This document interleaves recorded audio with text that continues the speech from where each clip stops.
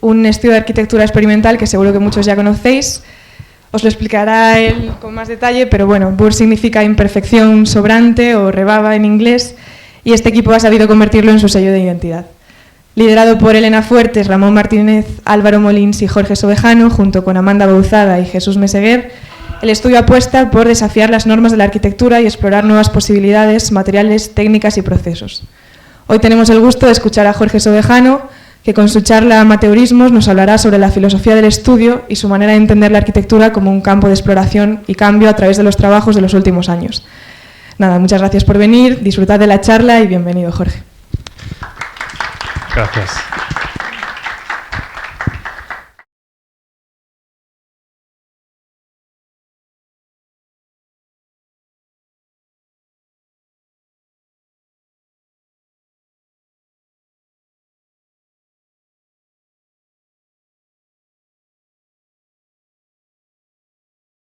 Autobiográfica, no sobre mí, más sobre el equipo. Entonces empieza como con una serie de preguntas, ¿no? Simplemente la más básica: ¿quiénes somos? Somos 4 socios ahora mismo. Yo me llamo Jano, como estaban diciendo. Elena, Ramón y Álvaro están en Madrid, se han quedado allí trabajando. Empieza todo esto realmente hace más de 10 años. Convocaron en Madrid un concurso para ocupar una plaza pública.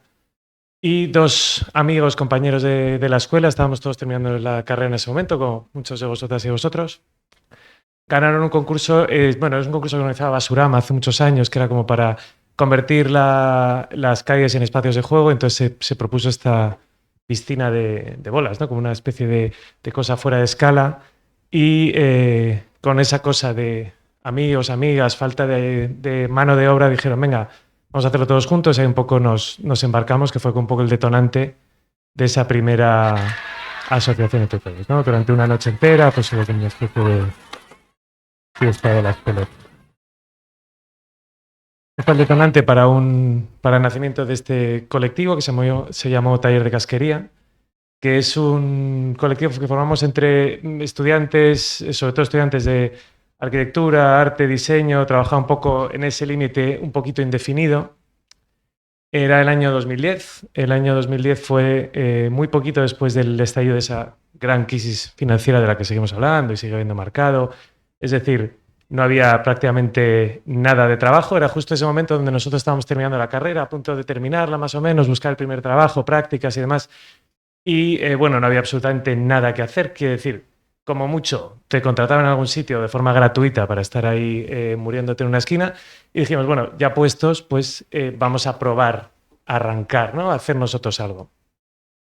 Cuando no sabes nada, tienes que aprender haciendo, ¿no? O sea, es una cosa que se da por sí misma. Y como en ese momento no sabíamos nada de nada, pues empezamos como a trabajar o sea, aprender mientras haces, ¿no? Entonces, pues de los pequeños proyectos que aparecían, como en la Facultad de Bellas Artes de Madrid, pues empezamos a levantar nuestras propias estructuras, a cavar nuestros propios cimientos, a dirigir y grabar nuestras propias películas, o protagonizarlas incluso, o a producir nuestras propias performances y producciones. Éramos, pues, lo que se dice amateurs, ¿no? Un amateur realmente viene de... Bueno, es una persona alguien que no está realizando algo de forma profesional, a priori es lo contrapuesto a la profesión, y sobre todo sin un interés explícito, digámoslo así, en sacarle un rédito económico, ¿no? Eso es como lo que define el amateurismo como tal por ese punto. Pero realmente el origen viene de una palabra latina, amatorem, que viene de origen, vamos, la raíz de amor, es decir, que tiene que ver con el amante, el que ama, ¿no? Entonces realmente lo que haces en ese momento pues es amar intensamente, ¿no?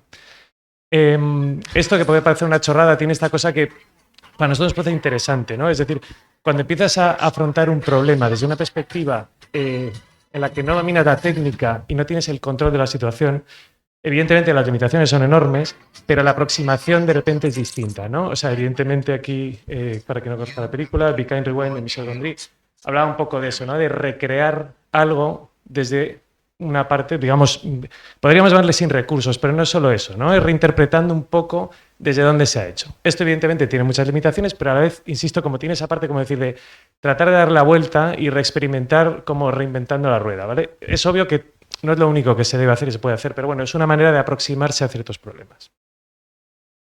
Como en esos años no había para nosotros mucho que se pareciera, o construir una cosa parecida, nos dedicamos en los primeros años mucho a trabajar en el audiovisual.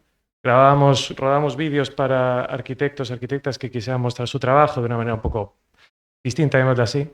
Y en esos momentos, pues lo que hacíamos antes es, por ejemplo, como rodar una especie de guión visual para ir ordenando un poco las escenas o construir casi todo, digamos, era un momento así muy fuerte del do it yourself y YouTube y los contenedores de basura pues nos daban mucha materia prima, ¿no? Pero bueno, finalmente sí que conseguimos como hacer un buen número de piezas. Aquí tenéis como una serie de, vamos, extractos de algunas de ellas. También para distintos arquitectos, para una bienal de arquitectura en la que se nos encargó también como reflejar un poco todos estos procesos, algún proyecto incluso que ya arrancamos a hacer nosotros, pues darle esta documentación. Uno de los primeros proyectos que hicimos de investigación en esa línea tenía que ver como con la identidad urbana y lo que hacíamos era, nos convertíamos casi en retratistas en ese momento, trabajando con, la idea era como trabajar con la imposición de una serie de estereotipos sobre una serie de lugares y extremar un poco las condiciones para darle un poco la vuelta en este sentido, ¿no? Que fue un proyecto con el que ganamos varias becas y concursos y fue como una especie de proyecto de retratos itinerante por pequeñas localidades o sitios de España. En concreto, muchos de ellos son del barrio de Tetuán, que es un barrio de Madrid donde en ese momento vivíamos y teníamos el estudio. Seguimos como trabajando un poco en la periferia de lo que es nuestra disciplina. Trabajamos también haciendo diseño de pasarelas en moda, distintas instalaciones para centros de arte, performance, incluso diseño de algún producto, todo desde esta perspectiva un poco, ¿por qué no? Vamos a hacer todo. Y, por supuesto, pues también concursamos, empezamos a concursar mucho. Muchos de ellos no fueron bien, algunos fueron mejor. Aquí es donde llegó uno de los aprendizajes más importantes para nosotros, que es después de ganar varios concursos en esa primera etapa, pues nos llevamos el chasco de que ninguno de ellos se llevó a cabo, ninguno avanzó. Fue un aprendizaje importante para nosotros de cómo afrontar un poco la profesión. Es decir, por supuesto estamos a favor de concursar, pero tratando de medir, ¿no? Es como lo estamos haciendo nosotros, como tratamos de hacerlo desde entonces. Es decir, los recursos que se invierten en un concurso, tanto económicos como emocionales, son enormes y hacerlo sin medida te puede destrozar, ¿no?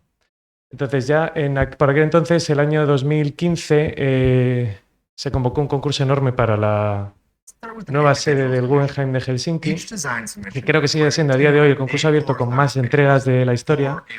Creo que fueron, ahora saldrá, 1715. Cuando salieron estos números, nosotros decidimos hacer un vídeo infográfico explicando qué significan estos números, que luego mandamos a la Fundación Guggenheim y fue expuesto. Each individually measuring 841 millimeters tall and 594 millimeters wide. That spread horizontally would reach a total length of over 4,000 meters, which would take an average adult man more than an hour to walk. Un poco descoordinado el audio de la imagen, pero bueno, lo que hace es como poner en números, digamos, tanto la inversión económica de cada equipo como lo que luego se invierte en tiempo en revisarlo, ¿no? O sea, como decir, cómo a veces este tipo de macroconcursos también son una trampa en la que se vuelca muchísimo trabajo y muchísimo esfuerzo, que luego, a efectos prácticos, 1.700 entregas está claro que es imposible de evaluar.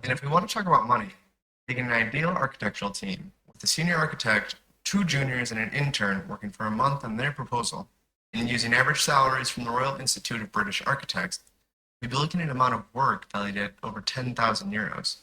If we multiply that by all the submissions received, Guggenheim is sitting on over 18 million euros. Es que no se puede poner con delay, pero iré esperando.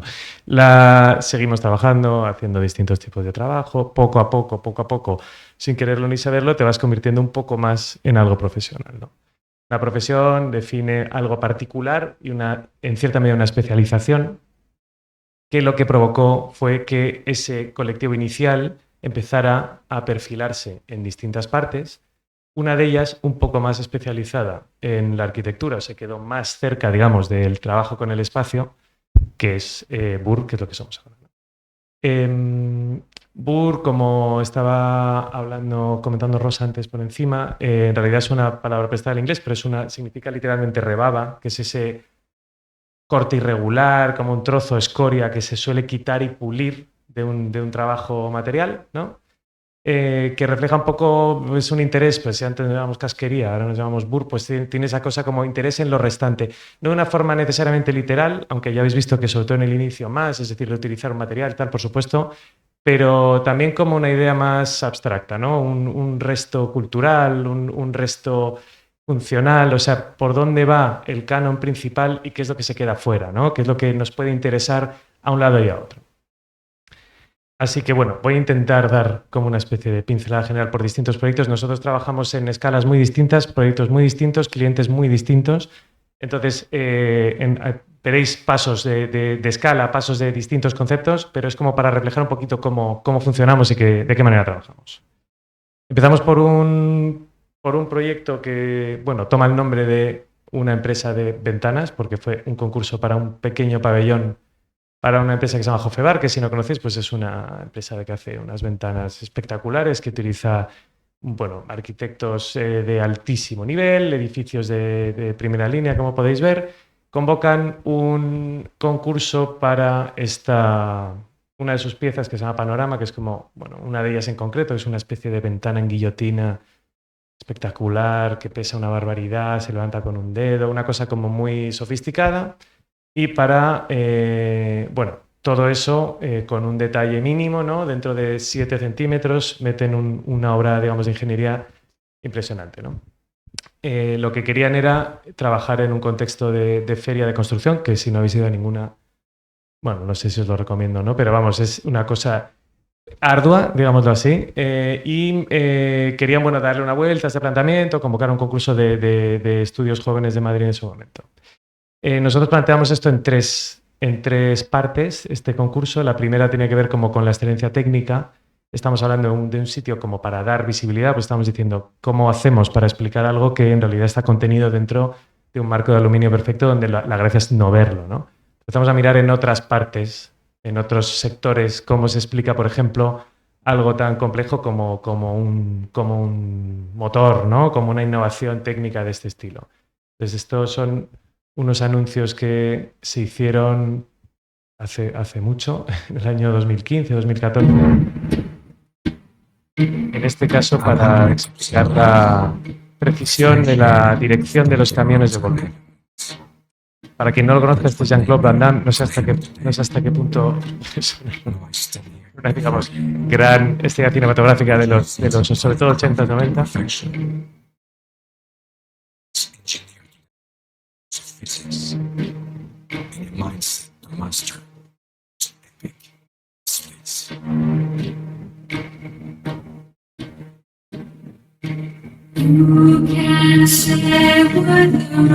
Tiene esta cosa que tiene la publicidad, la buena publicidad a veces, ¿no? Como que sobra la explicación porque la imagen es tan fuerte que queda muy claro, ¿no? O sea, como esa dirección falle, pues Jean-Claude Van Damme pierde como mínimo una pierna, ¿no? Entonces, esa potencia visual nos parecía que era interesante, ¿no? Cómo jugar con algo que en realidad es una imagen común, que todos entendemos, ¿no? Donde no tenemos que explicar tanto, sino que en realidad es una imagen compartida en cierta medida. Tenía que ver un poco con la imagen, nos empezamos a trabajar con la imagen del coche, ¿no? Todo el mundo tiene una referencia más o menos aproximada de lo que pesa un coche, ¿no? No tengo que dar una cifra, sabemos que pesa mucho, ¿no? Es en torno a 1 tonelada, sabes que puede ser peligroso, que levantar un coche tiene un cierto misterio. Esto también es una obra que para nosotros era fundamental en ese momento. Chris Burden contrapesa un Porsche con un meteorito. Habla también un poco no solo del peso en términos físicos, sino el peso en... Bueno, como estatus, qué significa tener un coche de alta gama, cómo el coche ha marcado, digamos, lo que han sido, bueno, yo supongo que desde los 70 hasta ahora, ¿no? Como una imagen que sigue presente en la imagen popular nuestra, ¿no? Entonces, pasamos a esta idea del mito, ¿no? Que tiene que ver cómo se desarrolla con eso. Es cuánto hemos bebido de esta idea del coche volador, ¿no?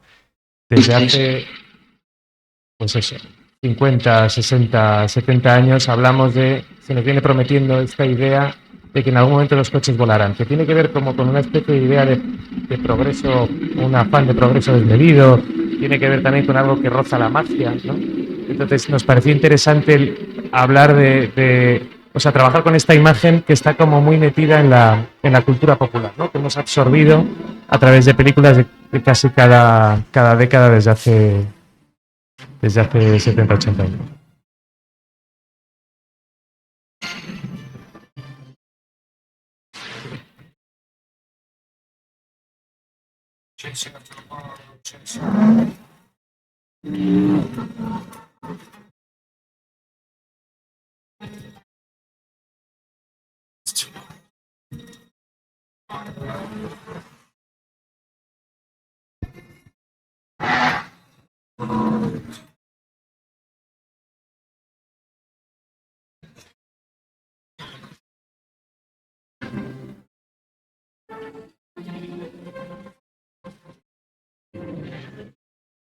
Coches voladores. Y lo último, esta idea de reto, que era una forma de trabajar con esta empresa, ¿no? De lo que se les proponía era, pues bueno, cómo funcionaban estas cosas como de los retos Guinness, este tipo de cosas, ¿no? Como que generaban, o para nosotros lo que trabajamos en ese momento mucho era con la idea de un reto colectivo que pudiera como aunar un poco las intenciones y y los intereses de un grupo, ¿no? Volviendo otra vez, veis que sobre todo está muy plagado de la referencia popular. Probablemente ya muchos no sepáis lo que es esto, pero el programa que apostamos es un programa que marcó por lo menos mi adolescencia o infancia tardía. Se trataba de una verdadera chorrada televisiva, pero lo que hacía era como apostar ciertas cosas, ¿no? A ver quién hace más lo que sea, ¿no? Podéis imaginaros. Presentado por Ramón García y Ana Obregón, como 2000 años más jóvenes que ahora. Este es un reto que presentaban los bomberos de Bilbao en el año 88. Era la capacidad de levantar un coche con la presión de las mangueras del agua de sus mangueras, ¿no? Nos quedan 57 segundos. Ahí están las órdenes del oficial de bomberos. A fondo, a fondo.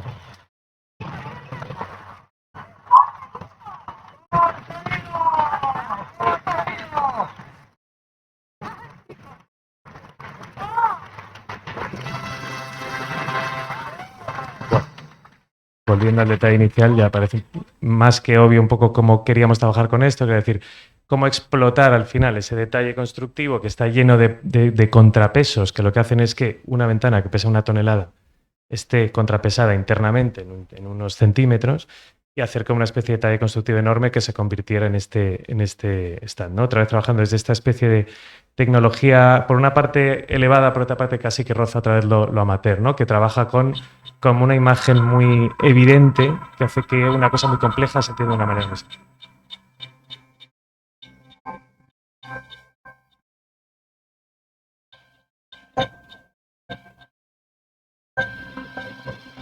Era la furgoneta de reparto de la propia empresa, una de ellas, ¿no? La de esta.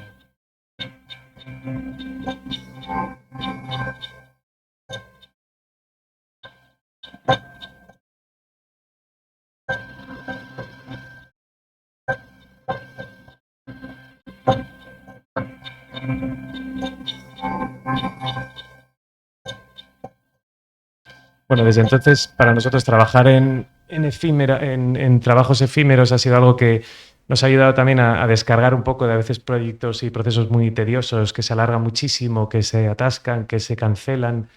Y también opciones para probar, para poder jugar un poco, experimentar de una manera un poquito más libre, menos condicionada, digamos, por el rigor técnico que exige otro tipo de obras, ¿no? Por ejemplo, aquí hemos trabajado mucho en diseño expositivo. Esa fue una serie de una instalación que luego se convirtió en un espacio medianamente fijo en Matadero para una exposición comisariada por Ethel Barahona hace 5 o 6 años. O trabajos de distinto tipo en pequeñas salas de Madrid, como en esta donde trabajamos un poco con contexto, multiplicando una planta bastante difícil para para exponer, pues haciendo, digamos, apropiándote del error y multiplicando, llenándolo todo de pilares falsos que se abrían, que contenían partes de las piezas. O esta otra que se inauguró en Madrid hace un año, en Centro, donde se trabajaba un poco con la idea del pasamanos como única diferenciación entre dos partes de un espacio expositivo que te obligaban a recorrer de una manera determinada. O la intervención que hicimos para la Guest Lounge de Arco, de la Feria Arco, en la última edición, no la anterior, en la que se trabajó directamente como con un gran plano inclinado, que tenía como una relación directa un poco con forzar la inestabilidad de un espacio, pérdida de relación, un poco cambio de la forma de relacionarse de los cuerpos sobre ese espacio. El último de los proyectos efímeros que hemos hecho se llama Plantasia y es el pabellón de España para la Feria Internacional del Libro de Guadalajara, en México. Es el resultado de un concurso público que organizó Acción Cultural Española con la Dirección General del Libro del Ministerio de Cultura, bajo el lema Camino de ida y vuelta. Este es el lema que puso Sergio Ramírez, que es un premio Cervantes. Hablaba un poco, querían recuperar para este año, para esta edición, la idea de España y, bueno, sobre todo en Latinoamérica como receptora de todos los intelectuales durante la época del exilio debido a la dictadura, y de España como país de acogida de gran parte de lo que fue el boom latinoamericano, ¿no? Querían hablar de esa idea de movimiento entre distintos espacios. Comenzamos nosotros a trabajar durante la fase de proyecto de concurso para ver cómo trabajar desde este principio. Decíamos, bueno, al final estamos hablando de movimiento, el tema de la migración, que además es ahora una cosa evidentemente más que candente, o sea, como puesta en escena especialmente por culpa de ciertos políticos que lo están llevando de una manera determinada.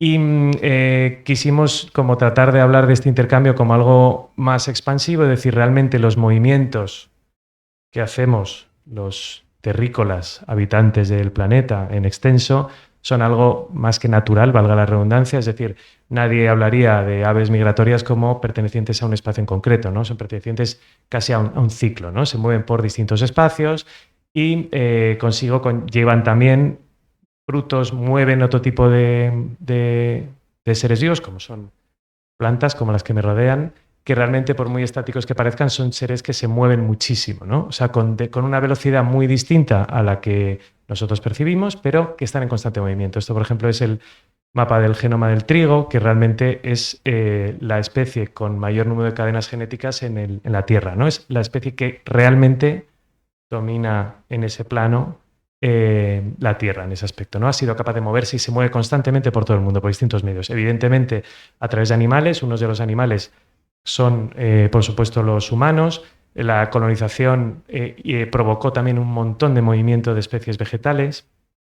Debido a eso tenemos gran parte del Art Nouveau y muchas tendencias culturales que derivan, digamos, de esa obsesión por apropiarse de otro tipo de culturas, otro tipo de especies, otro tipo de vegetales que empezaron a impregnar.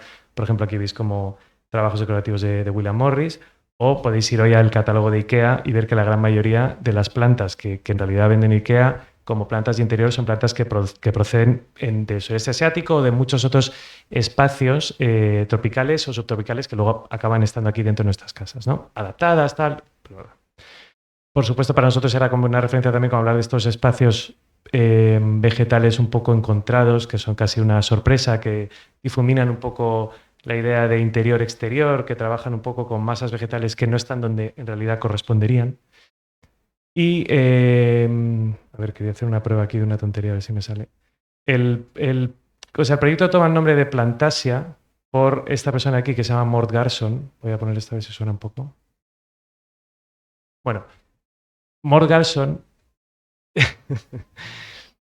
compuso un álbum que se llamaba Plantasia en los años 70 con este sintetizador loquísimo que se llamaba el Moog o no sé qué, que en teoría era una música diseñada o que quería hablar con las plantas, ¿vale? Evidentemente estamos hablando de los años 70 en San Francisco, pero se trata un poco de cómo quería establecer relación con otros seres, ¿no?, que habitan nuestros espacios, y en este caso este disco está pensado para fomentar el crecimiento de las plantas.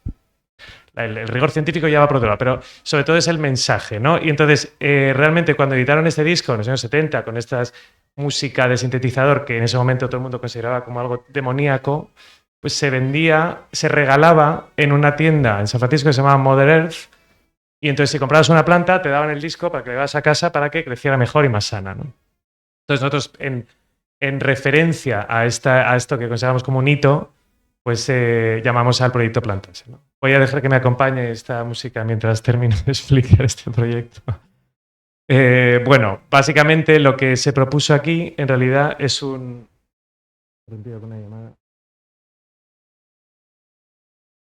Y lo que se propuso es como una especie de, le llamamos como un paisaje inventado, en el que generamos como una masa vegetal compuesta por especies que venían de los dos lados del Atlántico, un poco para generar un poco esa idea de un paisaje que no existe como tal en la naturaleza, pero sería perfectamente posible, ¿no? Como una conjunción de plantas que se mezclan de forma artificial, ejemplificando un poco ese intercambio. Que la realidad es que lo que hacía es también como una especie de telón de fondo y un espacio de descompresión para la Feria del Libro de Guadalajara, que es una barbaridad, es la segunda feria más importante del mundo en afluencia y la feria más importante en lengua española, ¿no? Al final, como veis, lo que era es como una especie de gran parterre que estaba como delimitado por un banco corrido para que se pudiera sentar todo el mundo alrededor y una serie de requisitos técnicos que pedía el propio pabellón, pues una serie de auditorios, pantallas y demás. Todo se rompía por una estantería enorme que era la tienda, digamos, la librería central de la feria. Y bueno, al final es eso, como la idea de lo que se trataba de generar es como ese espacio como al que mirar, o sea, tratamos de forzar la mirada, digamos, a otro tipo de relaciones entre especies y entre seres, ¿no? Que en realidad hicieron también como un fondo y una especie de bajada dentro de ese espacio, digamos, tan exagerado. Se acabó la música. Bueno, nosotros, aparte de esto, habéis visto como todos estos bancos y demás. Bueno, solo decir una cosa, por favor, que si no se me olvida, falta decir, perdón. Trabajar en efímeros es muy bonito en una parte y muy contradictorio, muy horrible en otra, que es como la gestión de todo el material y todo el residuo que se genera en estas cosas, ¿no? Es prácticamente imposible trabajar con residuo cero aquí, aunque supongo que en algún punto se podrá. O sea, y depende del esfuerzo que le metas, ¿no? Nosotros, después de muchos chascos de intentar hacer y tal, te das cuenta de que te presionan con plazos y con tiempos para llegar a un momento, evidentemente hay que llegar. Pero digamos que las cosas se reutilicen en este tipo de espacios es muy complicado. Entonces, por suerte, en este pabellón se pudo trabajar desde el principio gracias bueno, al Ministerio de Cultura y Acción Cultural, que destinaron una partida específica en cómo reubicar luego, por supuesto, toda esta vegetación, que fue donada al Museo de Ciencias Ambientales de Guadalajara y que ya está instalada allí. Este paisaje aquí efímero se convierte en permanente. Y la gran mayoría de piezas de mobiliario que fueron destinadas a pequeñas bibliotecas escolares en las partes modulares de las estanterías rosas y parte digamos, de estos elementos de contención de estos bancos tipo churro que iban por modulitos que se iban repartiendo. Siempre residuo, inevitablemente, pero bueno, quiero decir como que es una cosa compleja y que muchas veces genera un problema fundamental que o lo abordas desde el día cero o es imposible, porque el día del desmontaje entran a desbrozar ahí y se llevan todo lo que hay por delante, que lamentablemente pues nos ha pasado muchas veces. Bueno, nosotros trabajamos en muchas ocasiones con textiles.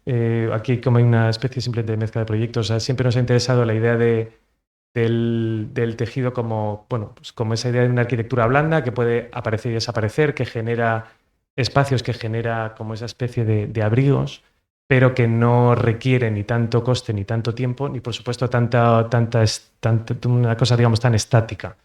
También tiene esa idea como de, bueno, estoy enseñando aquí imágenes de una de las instalaciones para el Festival Horst en Bruselas, que de hecho se celebra en un mes, una cosa así, que es un festival de música electrónica y intervenciones arquitectónicas, que necesitaba, por ejemplo, aquí también un espacio muy flexible, que se pudiera cerrar durante la noche, abrir durante el día. Bueno, no entro en el detalle del proyecto, ¿no? Pero tiene que ver un poco como con esa cosa que está muy vinculada al interior, por supuesto, ¿no? El tejido y como con toda la historia latente que conlleva, ¿no? Eso tiene que ver mucho con lo que siempre se ha considerado digamos, al ser doméstico, mucho más propio de lo femenino, en un plano peyorativo, mucho más propio de lo decorativo, ¿no? Y como tal, mucho menos importante. Creemos que trabajar con esto pues tiene una forma de también poner en valor una historia latente, ¿no? Que nos parece interesante. Nos interesa también mucho esta idea de lo que es esqueleto y piel, estructura y revestimiento, ¿no? Entonces hemos trabajado en varias ocasiones como con piezas que en realidad tienen varios vestidos, ¿no? Que quieren cambiar de forma, como por ejemplo esta, que es la recepción del Centro de Arte 2 de Mayo, donde pedían como una mesa que nosotros convertimos en una mesa camilla para que acoja a la gente que trabajaba ahí y que fuera cambiando de vestido en cada temporada, ¿no? O sea, que según fuera en una temporada de calor o de invierno, pudiera un poco cambiar tanto de forma de presencia estética como también del tipo de tejido y demás. O simple y llanamente como esta idea de conformar un espacio efímero o cambiante, ¿no? Cómo trabajar con ello. Para nosotros el textil en eso es una cosa fundamental y muy, muy interesante. Estos son resultados de talleres que hemos hecho con estudiantes allí en Madrid, en nuestra... Os cuento aquí un proyecto que bebe de esto, pero que es un restaurante de burritos.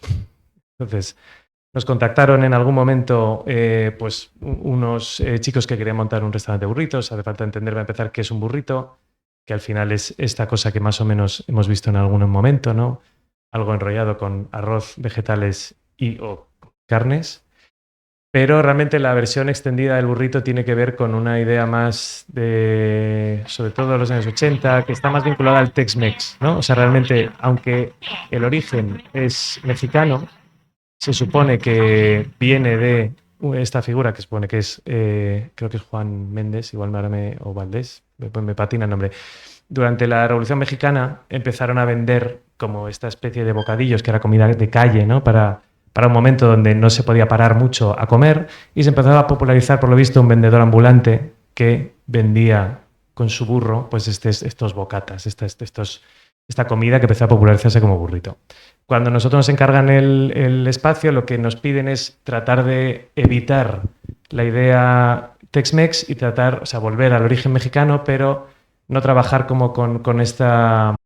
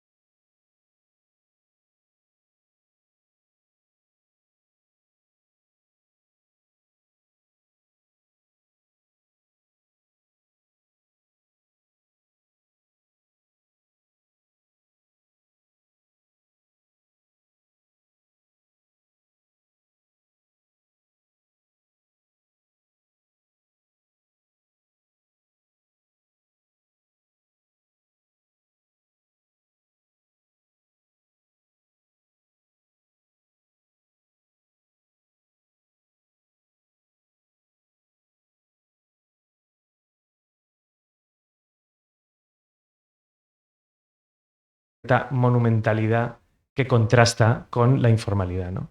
Cuando juntamos estas dos referencias nos salía esta y entonces empezamos a trabajar un poco con la idea de esta especie de monumentalidad infantilizada y de ridiculización en cierta medida de la herencia colonial europea, ¿no? Entonces parecía bonito empezar a trabajar con esto, ¿no? Es decir, cómo trabajamos con un espacio otra vez que se viste y se desviste, donde tiene una intervención efímera, cambiante, y que puede generar esas referencias a través del material y del color y también de la forma un poco al espacio público mexicano.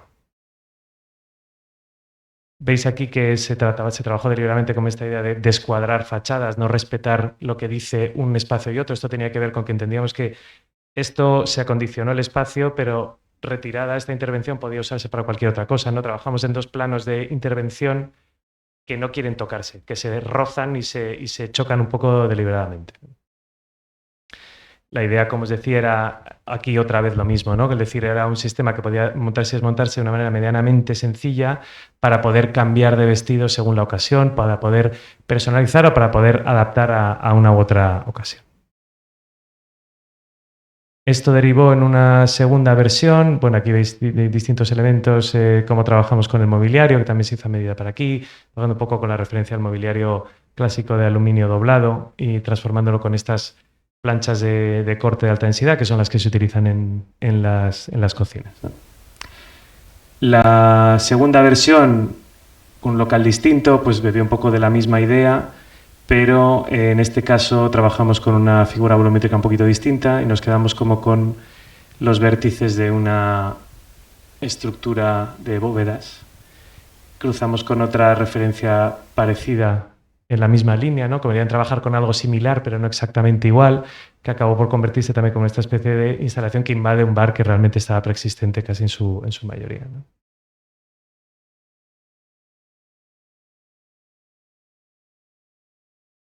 Como veis y veréis, y es algo como que aparece en muchas de nuestras obras, nosotros trabajamos mucho con el color, le llamamos esta intervención de color como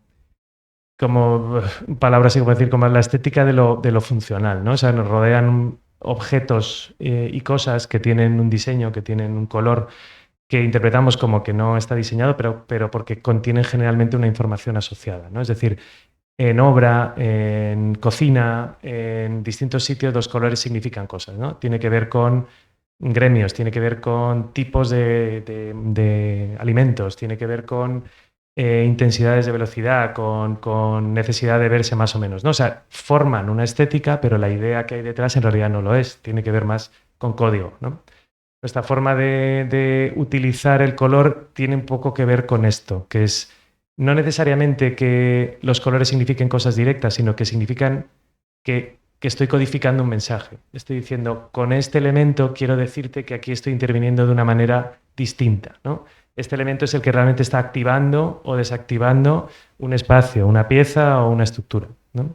Es el que hace como la diferencia, el que quiere como destacar y el que quiere guiar, el que quiere ordenar, sea de mayor escala o sea de menor escala, ¿no? Y es algo muy recurrente, digamos, en nuestras obras, en nuestra forma de intervenir.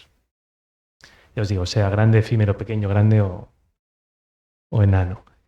En relación a esto os explico, voy dando saltos entre distintos tipos de espacio de intervenciones porque realmente funcionamos un poco así. Puedes estar haciendo una reforma de 50 metros cuadrados y la persona que tienes sentada al lado, pues una especie de concurso para un master plan. Entonces, esto es una reforma interior que hicimos hace un par de años. Muchas veces nosotros trabajamos mucho en preexistencia. La idea muchas veces es trabajar casi limpiando la preexistencia, tratando de dejar en bruto las superficies que nos encontramos, quitando revestimientos superficiales, sobre todo los que han sido añadidos poco a poco, y tratando de entender un poco la lógica de cómo funcionan ciertos espacios. Madrid, lamentablemente, es bastante guarro a nivel constructivo, o sea, suelen aparecer cosas que no son exactamente idílicas. Trabajamos un poco intentando lidiar como con esas cosas, ¿no? En este espacio lo que hicimos fue liberar todo, se apareció con una estructura con dos muros de carga paralelos y el resto de la idea de la intervención era utilizar mobiliario, ¿no? Utilizar elementos que en realidad pudieran, o sea, que no fueran tan masivos como lo que había y que fueran interviniendo de una manera u otra con lo existente, ¿no? Esto lo marcamos aquí porque empezamos como, esta es la clásica situación donde recupero esta idea del amateurismo, ¿no? Bueno, cometimos aquí un error de estos garrafales que dio como resultado pues, un proyecto maravilloso, que era, se nos ocurrió que era muy bonito, pues poner una estantería enorme, metálica, cargada de libros, en medio de un forjado con unas viguetas, pues así. Nadie lo había mirado, nadie había atendido, nadie tal, hasta que de repente nos damos cuenta de que estamos metiendo una carga muerta enorme en una viga que no iba a aguantar. O si aguantaba, podía poner en riesgo muchas cosas, ¿no? Al darnos cuenta de esto, con el proyecto hecho con la estantería medio producida, pues bueno, teníamos esta situación, digamos, de tensión inminente que se solucionó al final buscando alternativas para ver cómo desviar los pesos, cómo trabajar con estructuras de soporte que nos permitieran tener una carga muy fuerte en un punto, pero desviarla a los laterales, que son los que sujetan, ¿no? Entonces aquí acaba apareciendo, digamos, esta estantería completamente cargada, pero levitando, flotando solo a unos centímetros por encima del forjado, evitando muerte, cárcel y otro tipo de situaciones indeseadas. El resto del proyecto, lo veis, es muy sencillo. O sea, trabaja como con un código metálico lacado en un color y el resto son superficies DDM para los mobiliarios y los cerramientos. Esta estantería, aunque no lo parezca, también está colgada porque pasaba exactamente lo mismo. Y bueno, veis ahí ya donde ya el recurso se convirtió en lema de proyecto, ya pues todo tiene que ir colgado, mucho peso colgado para que se note que no está destrozando nada. Y luego veis un poco cómo se intervino con las superficies. Por ejemplo, nos interesa, estoy pasando un poquito rápido, bueno, ahí ves como los distintos cubículos y ciertas zonas que quieren trabajar, digamos, como esas separaciones más blandas. Y trabajamos un poco con una serie de tatamis que se ponían encima de este suelo cementoso. Había muy poquita altura libre. Entonces decidimos mantener el suelo, tuvimos que mantener el suelo en los límites de lo que la normativa nos pedía, porque si no incumplía la habitabilidad. Y simplemente a posteriori pues levantar ciertas zonas como una especie de, como si fuera una especie de, bueno, como un tatami, ¿no? Como un espacio de madera para cambiar la textura del suelo, donde te tienes que descalzar, donde funciona de otra manera, pero no estoy metiendo, digamos, un suelo nuevo incrustado o revistiendo la parte anterior, sino que es como un mueble apoyado para subirte encima, ¿no? Y luego veis como otro tipo de elementos que también se desarrollaron para esa propuesta. Y voy a terminar, no sé cómo voy. Bueno, este es un proyecto marco que engloba muchas de las intervenciones que hemos hecho en los últimos años, que llamamos Elements for Industrial Recovery, ¿vale? Para nosotros muchas veces hay proyectos que empiezan con cosas similares a esta, que es alguien escribiéndonos diciendo, oye, quiero vivir de una manera determinada y necesito encontrar un espacio en el que yo quepa, ¿vale? Detrás de la contraseña está... Entonces, la idea aquí es, si yo, en vez de venir como con un espacio elegido que tengo que adaptar a ti, intentar encontrar un espacio que se adapte a la persona que está buscando. A ver, tampoco pasa nada, ¿eh? Más o menos. ¿A qué le doy? Ah, yo no, ¿no?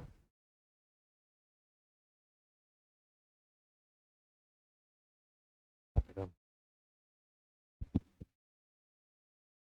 Bueno, entonces, como para nosotros muchas veces estos proyectos se inician con una búsqueda. Es decir, acude gente a nosotros a decir, oye, ¿qué podríamos hacer para que yo quepa en un espacio? Madrid a veces tiene es una situación muy, como muchos otros sitios, muy agresiva a nivel de mercado inmobiliario y mucha de la gente con la que trabajamos tiene que ver como con otro tipo de formas de trabajar, donde necesitas un espacio más grande, donde quieres convocar, pero luego a la vez quieres vivir, un lío, ¿no? Entonces, ¿qué pasa? Que toda esta búsqueda para alguien que trabaja fundamentalmente con la preexistencia, es decir, trabajando en espacios o reformando espacios o rehabilitando espacios, elegir o comisariar un espacio es un altísimo porcentaje del éxito de lo que vaya a derivar de ello, ¿no? Es decir, creemos que si realmente vamos a tratar de reutilizar gran parte de las estructuras que están, es muy importante que como arquitectas y arquitectos estemos implicados en el comisariado, en la elección de esos espacios, ¿no? Creemos que esto es una situación que se ha dejado a otro tipo de sectores como el inmobiliario, como las agencias inmobiliarias. Traigo aquí una cita de una escritora que se llama Laura Fernández, que trabaja, si habéis leído algo de ella, si no habéis leído algo de ella, leedlo, tiene un libro maravilloso que se llama La señora Potter no es precisamente Santa Claus, que es un delirio, y entonces ella ironiza un poco con esta idea del agente inmobiliario que ella persigue a través de distintos libros en la literatura. La leo un poco en alto. Un agente inmobiliario produce ambientes, crea historias para la gente que quiera habitar mundos distintos. Cada vez que enseña una casa, narra una vida posible que luego no es la que vas a vivir. Los novelistas somos como ellos, contamos historias que no son reales. Si yo no fuera escritora, sería agente inmobiliaria y crearía hermosos e interesantes lugares para la gente, como hacen los agentes, ¿no? Juega muy bien como con esa cosa que para nosotros es importante, que es cómo hemos derivado. No todo el mundo es igual, porque tampoco hace falta generalizar y habrá agentes maravillosos, pero en quién hemos derivado la elección de nuestros espacios, cómo acude mucha gente a decir quiero encontrar una casa y cómo hemos cedido la mediación entre un espacio y su habitante a un sector que bueno, en su mayoría quizás no está interesado tanto en que ese habitante potencial esté contento o se adapte a ese espacio, sino en una transacción económica, en un rendimiento económico, etcétera, ¿no? Además tiene esta idea, ¿no?, de cómo dominan mucho más que nosotros como colectivo la idea de hogar, la idea de espacio, de lo que puede pasar en un sitio, ¿no? O sea, viene muy condicionado. Cuando alguien viene con una propiedad que quiere rehabilitar y cambiar, con la potencialidad de lo que le han contado. Y entonces, para nosotros es importante reivindicar esa idea de búsqueda, ¿no? Y es como trabajamos en muchas ocasiones, buscando espacios, tratando de encontrar algo que se adapte a la persona y no al revés.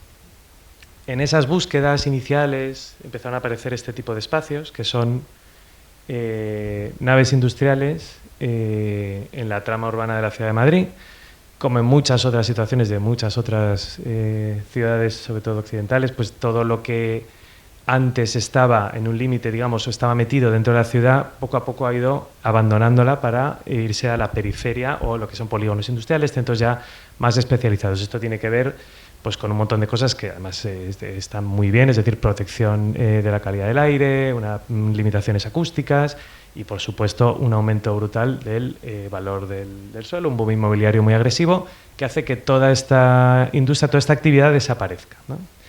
El sur de Madrid es característico por tener este tipo de manzanas, ¿no?, donde veis como un bloque residencial con un patio central que está ocupado por una nave. Esto pasa en muchos sitios, ¿eh? Bueno, entonces, estas piezas ahora mismo, desde hace, pues eso, 20, 30 años, son vacíos funcionales, ¿no? No funcionan. Son demasiado grandes, demasiado profundos para ser viviendas, demasiado grandes para ser locales o comercios, ¿no?, porque tienen mucha superficie, demasiado céntricos para ser industria y empiezan a quedarse vacíos, ¿no?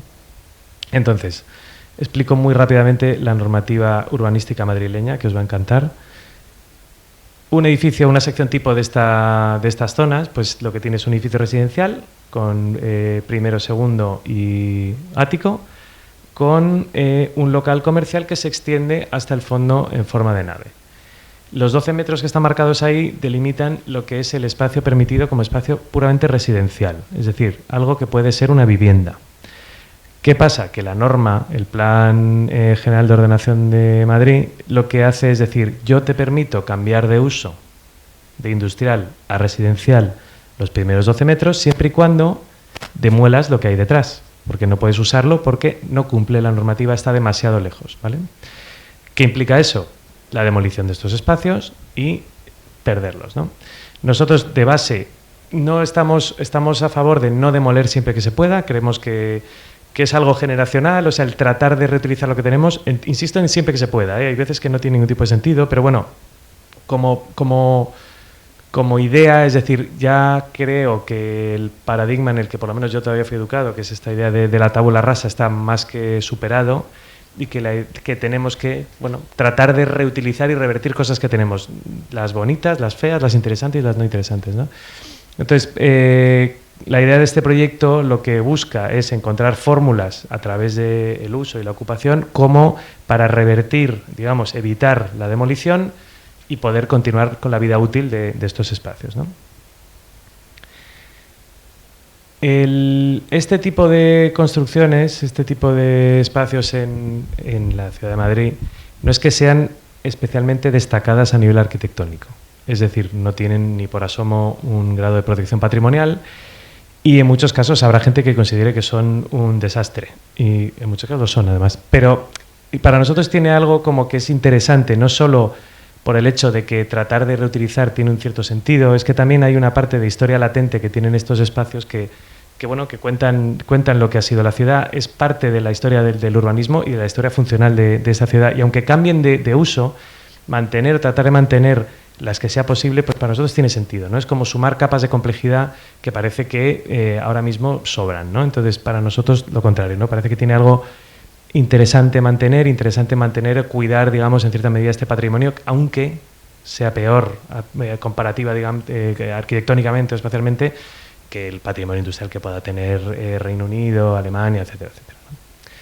Para ilustrar la forma en que tenemos de trabajar con estos espacios, siempre utilizamos al rey Carlos de Inglaterra no tanto por su figura o su corona, sino por su abrigo, ¿no? Este Barbour que lleva puesto, que debe tener prácticamente los mismos años que él, y veis cómo está lleno de parches y remiendos, ¿no? Que es algo clásico de esta prenda, que si tienes un corte o tienes algún problema, puedes pedir a la fábrica que te mande un parche que generalmente no cuadra con el color que tú tenías, empiezas a tener como este tipo de estética remendada, ¿no? A nosotros nos parece muy bonito cómo funciona, ¿no? Como el decir que dentro como que se genere, digamos, algo que tiene que ver casi con una estética del parche en ese aspecto, y es en muchos casos como trabajamos con estos espacios donde se trata de rehabilitar muchas veces lo mínimo, a veces tiene que ver con dinero, a veces valdría la pena rehabilitar más, pero en general buscamos técnicas un poco que traten de unificar, pero que dejen un poco esas heridas y cicatrices que vienen de usos anteriores o vienen de situaciones anteriores, ¿no? Pasa lo mismo con las estructuras, que generalmente son estructuras hechas casi con retales, muy esbeltas, y tratamos simplemente de reforzar de manera que, bueno, se garantice una integridad estructural, pero que mantenga pues un poco el carácter original, esa esbeltez, esa situación, digamos, de origen, ¿no?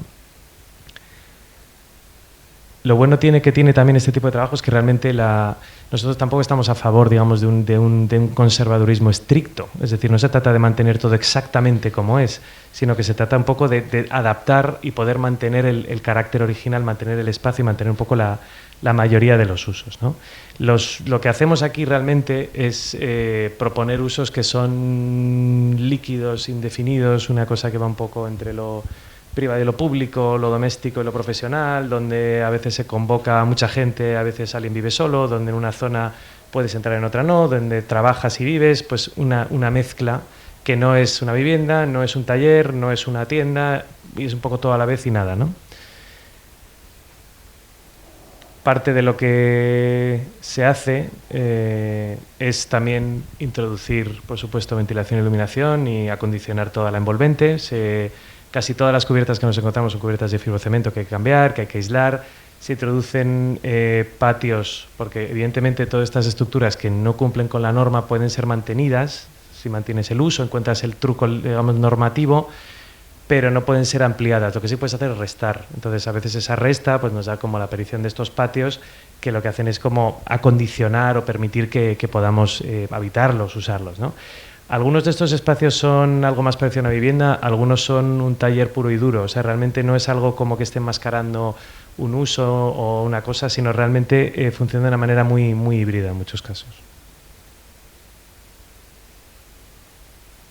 Veis otra vez la aparición de lo que hemos hablado, o que les he contado antes, como el color entra sobre todo en estos espacios donde son más crudos, directamente como en los puntos en los que marcas el punto diferencial, lo que habilita el uso de otro espacio, lo que amplía el espacio, lo que cambia el uso, etcétera, etcétera, ¿no? Que son esas piezas que realmente rompen un poco con la dinámica anterior y meten un tipo de uso complementario o un tipo de actividad complementaria. Veis también aquí el uso de muchas técnicas que en realidad también nos interesa como una técnica de recuperación, esta cosa que se llama la tirolesa, que es este mortero rugoso, que sabéis que procede de una técnica que es pues, como un gotelé gordo, ¿no? Como que lo que hace es ocultar todos los fallos constructivos que tiene un muro. Porque como aquí todo el mundo era incapaz de levantar un muro recto, sin pompas y sin panzas, pues al romper la sombra con todas estas gotitas o estos con esta rugosidad, lo que haces es difuminar, ¿no? Que nos parece una técnica constructiva también como divertida, es decir, es como tapar tus vergüenzas. Y claro, por supuesto, cuando yo estaba estudiando era una cosa abominable, ¿no? Que siempre te decían, lo último que se hace es poner gotelé, y nosotros mismos, yo cuando entraba a vivir en un piso alquilado, lo primero que hacíamos era intentar arrancar todo el gotelé, una cosa así, que ahora estamos abrazando, ¿no? Que nos parece como una cosa que recupera una serie de otra vez, como una especie de técnica latente, súper extensiva, utilizada por muchísima gente, pero que viene de ese origen, ¿no? Que nos parece como bonito. Tiene que ver como con la construcción local. Es decir, construir mal a veces te da como pie a desarrollar una serie de estrategias estéticas que también son propias de aquí, ¿no? De los que no hay que avergonzarse, sino lo contrario.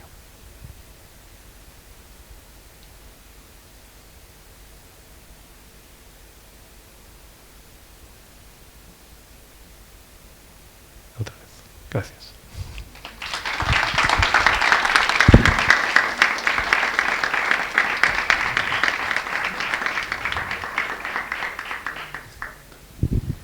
Bueno, muchísimas gracias. No sé si alguien tiene una pregunta o quiere comentar algo.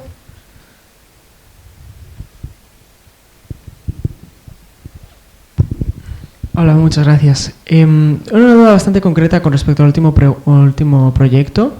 En cuanto a las cubiertas, claro, os encargasteis de reconstruirlas, ¿no? Prácticamente aislarlas, y luego las cerchas. ¿Algunas son originales o también tuvisteis que replantearlas? La mayoría de estas, o sea, lo que hicimos con la cubierta, y ves, por ejemplo, son proyectos que están muy condicionados también por un límite presupuestario. Un punto más complejo, no solo tiene que ver con cuánto dinero puede tener una persona, sino que al no cambiar de uso. Perdón.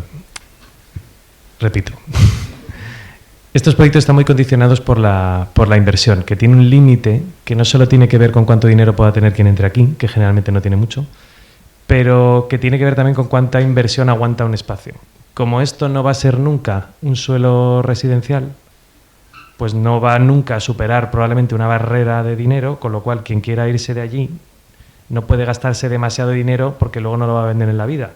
Y no tiene que ver con que no encuentre a nadie que le guste, sino que el banco le va a decir, no es una vivienda, como no es una vivienda, no te doy una hipoteca de vivienda, te doy menos dinero, etcétera, etcétera. Es un poquito más pesado y tedioso, pero tiene que ver con, se establece un límite presupuestario. Te lo digo porque vais a ver en muchos casos, por ejemplo, eso es un panel, digamos, de aislamiento directamente puesto encima, cosas así, ¿vale?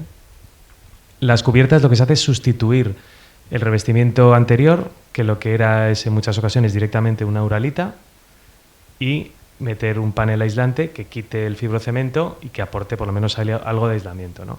En muchos casos luego tiene como una capa posterior donde se aísla más, etcétera, etcétera, pero eso depende muchas veces del límite presupuestario que nos pongan o hasta dónde podemos llegar. Las estructuras en general son las originales, lo que pasa es que en muchos casos se amplían o se completan. Este caso, por ejemplo, no es la estructura simplemente del patio que tiene aquí, pero realmente no toca la estructura original, y estas lo que estaban es completadas con una serie de necesidades adicionales que el ingeniero nos imponía, ¿no? Entonces lo que decimos es, en vez de tirar la estructura, decimos la mantenemos y la parcheamos, ¿no? Le vamos metiendo, por aquí te refuerzo con una pletina, de aquí a aquí meto 2 diagonales y aquí hago tal. Pero en general la mayoría de las que estás viendo, o la totalidad de las que ves, son estructuras originales, no están intervenidas. Mira, ahí se ve una diagonal que sale, que es como una conexión triangular que nos pidieron meter en perpendicular, en este caso, para atar la cubierta, porque consideraban que tenía, bueno, pues que estaba muy endeble, pero en general se mantienen intactas. Pues gracias. No sé si alguien... Yo quería hacer una pregunta como sobre cuando trabajáis con lo existente, especialmente con estas cosas que igual no tienen demasiada entereza, bueno, no quiero decir entereza arquitectónica, pero entereza física, estructural. Igual, esos muros con panzas que se cubren con gotelé gordo. ¿Esto lo probáis? ¿Lo prueba alguien? ¿Lo probáis? ¿Lo aprobáis? ¿Sabes esto cómo funciona? Por trabajo con lo existente, que no siempre es un muro granítico perfecto y maravilloso. Dices, que la prueba te refieres a una prueba de carga, es decir, que sí, aguante, o ¿a qué te refieres? Sí, literalmente como esas, o sea, pruebas de carga o pruebas de cómo han envejecido esos materiales. Claro. ¿Qué pasa con...? A ver, la primera prueba es muy directa, es decir, vas ahí, raspas, picas, miras, etcétera, etcétera, que al final ahí por experiencia vas viendo qué cosas están en mejor o peor estado, haces un diagnóstico de patologías, podríamos decir así. Y en las situaciones que son más complejas, donde no puedes determinarlo, donde no puedo ver por debajo, por ejemplo, teníamos un proyecto más complicado en el que teníamos un forjado que se doblaba, y pues tuvimos que hacer una prueba de carga que se hace, que en realidad es llenar piscinas con agua y medir cuánto desciende, ¿no? Un forjado, una cosa así. Es decir, las partes más complejas, lo normal es que un estructurista o alguien que en realidad tú puedes mirar un espesor y un canto, puedes decir esto con esta luz y en este estado, y si el óxido no está mal, o sea, nosotros mandas a alguien, lo limpia, lo quita, mides el espesor, dices, ¿puede valer o no valer? O sea, lo puedes hacer por cálculo, pero para eso tienes que ver. El problema es que hay veces que no ves. Ese es de metálicas. Metálicas o cuando ves un muro, es decir, tú pues le quitas de la capa superficial, raspas, ves si es un ladrillo macizo, si es un ladrillo hueco. O sea, al final todo esto está muy tipificado y la construcción en estos sitios siempre es muy estandarizada. Es decir, mala. Todos estos barrios se construyeron entre los 50 y los 70 muy rápido porque eran realojo puro y duro. O sea, es como de toda la migración que fue a Madrid de distintos sitios de la península. Durante muchos años se establecieron como, vamos, grandes barriadas, pasó en muchos sitios, ¿no? Pero casi de vivienda informal, y se realojó a muchísima gente en estos espacios y se dio rienda suelta a construir casi de cualquier manera. Pero bueno, sí, quiero decir, concluyendo, lo que se hace es revisarlo, o sea, lo que se hace es una prueba empírica, es decir, dónde estoy, qué estoy tocando, cómo está, y si está mal, reforzar. Muchas de estas cosas están reforzadas, no tanto el muro, que es menos sensible, como ciertas estructuras metálicas que antes se hacían con menos, ¿cómo decirlo?, menos coeficientes de seguridad. O sea, lo que ves que son mucho más esbeltas, mucho más ligeras, pero a la vez más endebles. Gracias.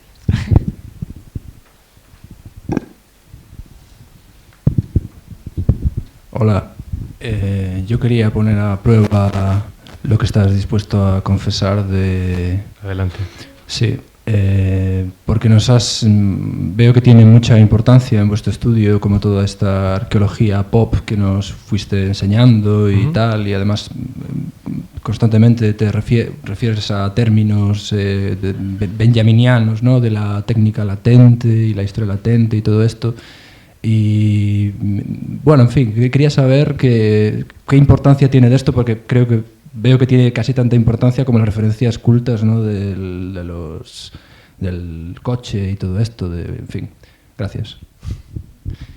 O sea, cuando hablábamos al principio de esta idea de lo sobrante, es un poco donde encajamos también esta mirada, es decir, que tratamos de mirar con interés no solo a una parte, digamos, intelectual o puramente académica, que también consumimos, sino pues un poco a lo que está un poco denostado. Es decir, cuando nos referenciamos a veces en programas de tele directamente, es porque también, como una parte reactiva, venimos de un contexto académico universitario donde se nos ha dicho siempre que eso está mal, que no es interesante, que es baja cultura. Entonces, a nosotros no es un tema de buenismo, es simplemente como un interés también. Es decir, aquí hay una parte que genera imágenes comunes a muchas más personas, y nos parece interesante también extraer de ahí. Es decir, esto, ¿por qué se supone que está denostado? ¿O qué es lo que puede ser interesante ahí? O sea, a veces, si leo tu pregunta, puede ser artificial, es decir, puede ser una cosa que buscas más que te llega. Es decir, no, yo es que estoy el día viendo la tele, no, tampoco es así. Pero que puedas buscar con interés. Es decir, ¿por qué esta tendencia tiene interés y por qué unifica a tanta gente, por mucho que yo ahora mismo me parezca deplorable, ¿no? Pues igual tiene algo interesante, igual hay algo que está conectando a nivel cultural que pueda ser, bueno, algo que podamos utilizar, con lo que podamos conectar con gente, ¿no? Yo creo que tiene una cosa al final así de simple, es decir, es comunicarte con bases culturales comunes, no exclusivamente en un lado. O sea, es decir, no se trata de, no voy a bajar el nivel o cosas así, sino tratar de entender que hay cosas que tienen interés aunque sean populares, ¿no? Digámoslo así. Más allá de... No, pero es que es cierto, ¿no? Que hay veces como que se valoran ciertas áreas, pero otras no. Hay otras que son como mal, ¿no? Sí, pero en algún caso incluso llegáis a... Por ejemplo, lo utilizáis para llevar al absurdo, casi como deconstruyendo lo de la herencia colonial de México y todo esto, ¿no? Que vi que es... Sí. Eso en concreto para nosotros tiene que ver con algo muy mexicano. Es decir, es cómo te enfrentas o cómo...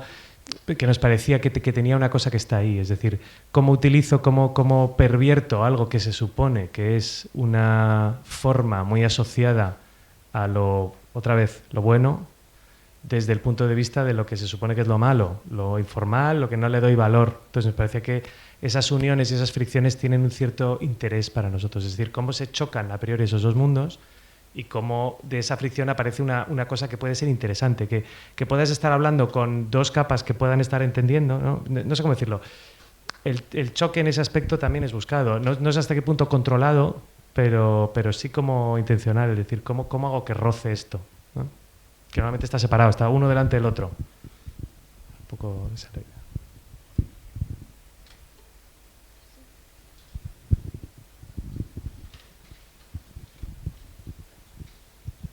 Hola, a mí me da mucha curiosidad y me gustaría saber también cómo hacerlo, ¿no? Porque me gustaría hacer ese tipo de arquitectura.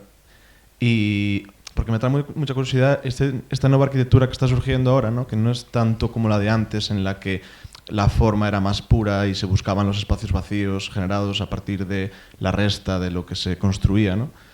Y que ahora los espacios se ve que se pueden generar también mediante adhesión de diferentes escalas, ¿no? Entre sí, objetos que parecen de pequeña escala y tal. Pero claro, esto a la hora de proyectar también es un problema porque la forma más pura es más controlable que tal vez esta adhesión de objetos, y a vosotros a la hora de proyectar, si al empezar a proyectar lo veis de una manera y después a lo mejor al verlo construido decís, ostras, pues esto a lo mejor no es tan así, si es un poco de a partir de la experiencia, ¿no? De ir haciendo proyectos, vais cambiando cosas o cómo va eso. Bueno, eso seguro, 100%. Además, nosotros trabajamos en equipo, somos un equipo que todavía es un equipo grande a nivel de, no grande como estructura, sino que somos 4 socios-socias que somos un equipo, podría decirse abiertamente, disfuncional, es decir, un equipo bueno